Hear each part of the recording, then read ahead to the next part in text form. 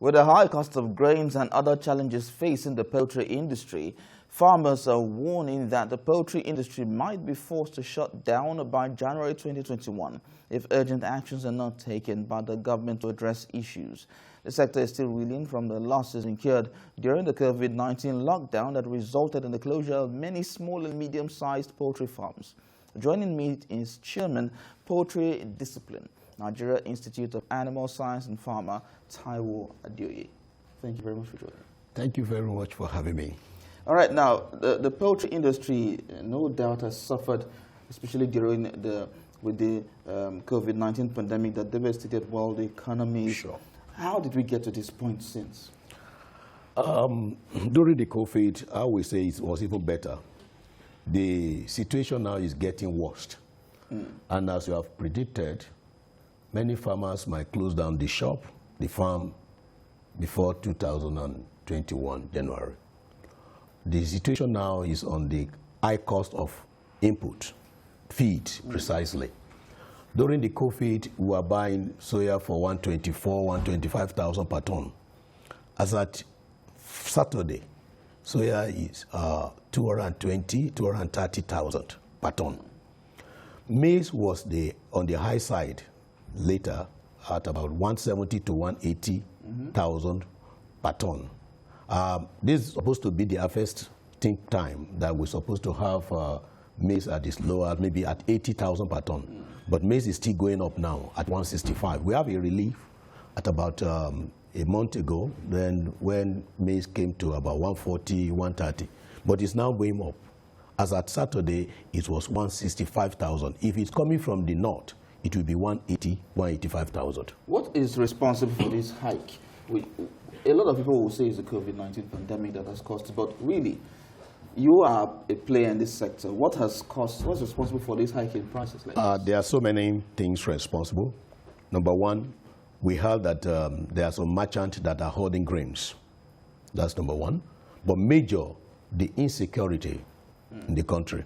Many farmers, you just read in your news, about 43 farmers were killed in Borno State. So farmers are not able to plant. And that is affecting the output of grains. Majorly, also the weather. We had a prolonged dry spell in August, what we call August break, which affected the production of grain, especially maize.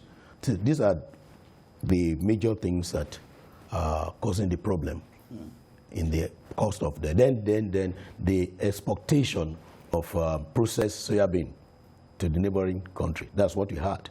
And government need to quickly intervene. How do you want government to intervene? For instance, they need to ban that exportation of processed soybean. Why? To allow we don't have enough. Can you start exporting what you don't have enough in the country? So if we don't export it, would that guarantee that we'll have enough? Yeah, that may at least reduce the suffering of the farmers, because the price will be forced to come down. There will be slash in the price, forcing it down. As at now, if you are not careful, the soya will go as far as to 300,000 naira per ton. And the cost of feed right now is about 4,400 for layers, 4,000 to 4,600 for a bag of layers mash. Then when you check, the price of egg is not going up at that rate. Now people are still being forced to sell less than 1,000 per crate now. Before it went to as far as 1,050. So when we do the calculation right now, the cost of feeding, you are not getting it from your egg sales. So it's a big problem. And that will force so many farmers to close down. I just add that people are queuing at retailers' shop for chicken, frozen chicken, because they could not produce enough to meet the demands. They are closing down. Farmers are closing down. What else can government do to mitigate these factors? Because obviously, we're not living up to the expectation of an egg a day. One, if they can encourage dry season planting, if they can encourage that by providing all the things that is necessary, irrigation, then we can. Two, banning of the exportation of soya right now. Soya about a month and a half ago was 125,000, I told you. Today is 220, 230,000 per ton. So how will farmer continue making losses? So if we want to calculate his gain and losses and then decide on a business decision to close down, at least save his income. All right, over 18 years now, the poultry industry has grown to become the #1 egg production nation and the #4 in broiler meat production in Africa, with additional foreign and local direct investments. Will having foreign investment now aid the industry from collapse? Foreign investors are not coming in, will not solve the problem. Those of us who are here too, they will come and face the same problem of except government is going to give them concession, which is not too good for local farmers as well. They have done that before. We have an organization that government gave concession. They were able to access loan with ease. But at the time, they were causing so much trouble for feed millers and producers, hatchery operators. But now they are also facing it. We are operating in the same environment. But why should government give special concession to foreigners and the Nigerians are not giving such incentives? That is not too good. So with all of these issues that your station is going through, the poultry farmers are going through at this point, how have has poultry farmers been able to mitigate these factors and still be in business till today? We have done everything humanly possible. Feed constitutes 75% of production. And if you are not able to get the solution to that, what else can you do? You close down the shop. And that is what is happening right now. So a lot of farmers, you have said it in your introduction, small and medium-sized farmers may have to close down the shop. If not, they will be accumulating losses. And some of them are using bank loans. And you know the implication of that as well. How has the border closure affected the industry? You see, the border closure, just like any other farming business here in the country, for frozen chicken, by the time it comes to the country, it might be cheaper than the locally grown chicken. And that is the implication. So when it was closed down, the poultry farmers, especially frozen chicken, that is what it affects most. It doesn't affect egg production per se. They are able to have more market for their products. To egg production, really. And if the border is open, then it means that cheaper product might come in. As at now, the price of frozen chicken still being smuggled into the country, it sells for about 12,500 to 13,000 per 10 kg. And the locally grown is still selling for 11,500 to 12,000. So it's still cheaper. Yeah. And cheaper. Apart from that, you discover that the taste, our people have tasted the homegrown chicken. It's more nutritious, and there is no complication of toxic kind of frozen chicken coming from abroad that we have mentioned before. So it's healthy to eat locally grown chicken. So a lot of people have tasted that, and they know that it's better for them than the other one that is coming. So it's going to affect. That is why people are queuing up now to buy the locally grown chicken, and they are not having enough because of what we have just said. No, so the cost. What other ways can be? What other things can be done to mitigate these factors apart from government coming in? I don't know how government will stop the insurgency banditry. Farmers are not going to farm to do their normal farming. You are just seeing what happened in Borno State. Who would like to go? You cannot get out of Maiduguri for about 2 to 5 kilometers. It's not safe. And you don't do farming in the city. So that is number one. Governments still need to work on the insecurity situation in the country. 2, they need to provide improved seeds. somebody said what our farmers grow is grains, not seed. So we need to look at that. And then the federal government need to look at these merchants that do odd grains. Why the hoarding? Because it's lucrative for them. When people embezzle money and they have enough money, they don't know what to do. They go and buy these grains and store. They're waiting for the price to go up. So if government intervene in that area as well, it will alleviate the suffering of farmers. What are the repercussions of all of these issues happening? The repercussion is what we have seen already.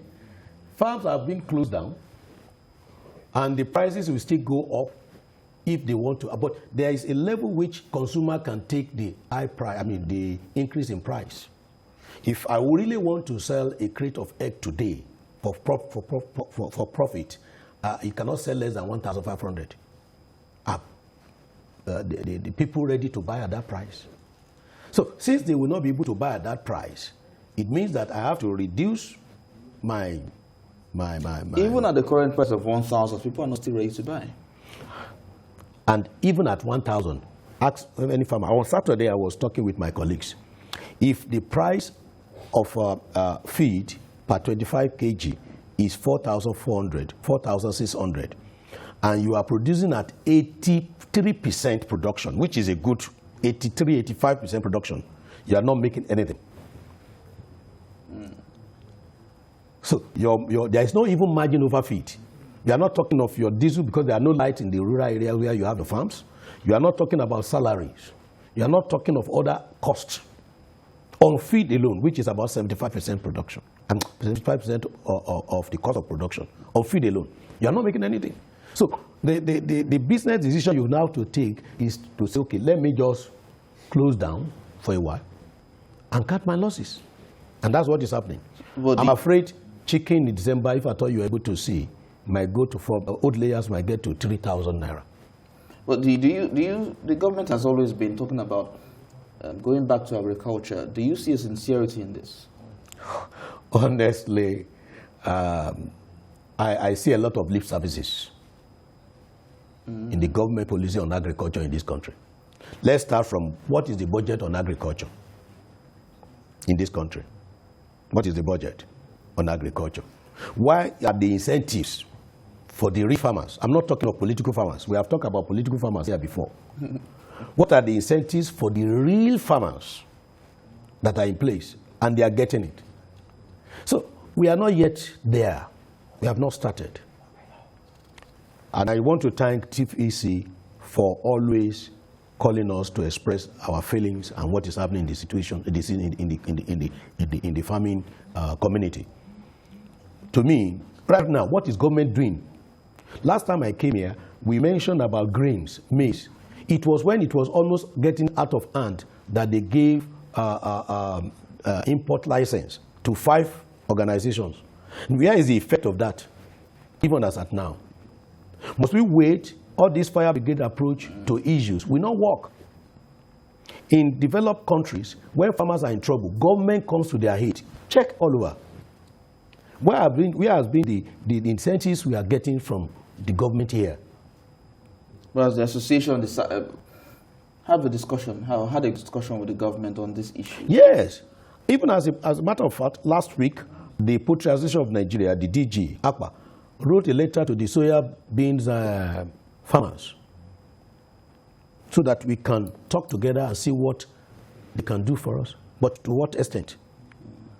The areas where you have the production of soya seed is North Central, Kaduna State, Taraba. Even Taraba, as at yesterday, in Jalingo, there was crisis, as at yesterday. So all over, these are the problems, and government need to do something. If poultry industry should collapse, I've mentioned it here, more than 20 million people will lose job, directly or indirectly.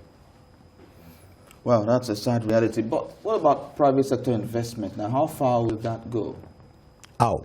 Private sector investment in agriculture, in poultry farming. If they come in, are they not still going to? It's scary. If somebody hear what we are saying now, what a farmer is going through, will you want to go into it and invest? And that is the problem. Except there is another way in which government will give you concession. If it is the same industry that we are, where will you get your own soya from? Where will you get your maize from? These are two critical materials. Soya and even GNC are not. GNC is not even available at all. Wow. So you're GNC granite cake is coming from processing of granite. Gone are the days of the granite pyramid in the north. So where are those things? All right. So you're convinced that the border should be open so that you can import more of these goods, cheaper alternatives. They are the good aspect of that. For instance, if the border is open, maybe maize from the axis of Benin, Republic of Benin area can come in, soya from Cameroon, from Republic of Benin, because they have soya seed from those areas too. But we have to know, you can't eat your cake and still have it. True. But you still look at the implication. I would rather say that government, the Republic of Benin, Cotonou, where they import frozen chicken, it's not that the chickens are being produced there. It's being imported to that place. One, the chickens, we have established that it's not too healthy. Two, they are not, if they are producing the chicken there and you want to open border for them to bring in here because of the Africa Free Zone, trade zone that is available. Now, but it's not being produced there. Rice is not being produced in Cotonou. If they are producing rice there and you want them to import to Nigeria, so that could be allowed. It's being imported to that country and then from there to Nigeria. Do we see sense in that? All right, the chairman, Poultry Discipline, Nigeria Institute of Animal Science and Farmers, Taiwo Adeoye, thank you so much for talking to us. Thank you very much. Thank you very much for having me.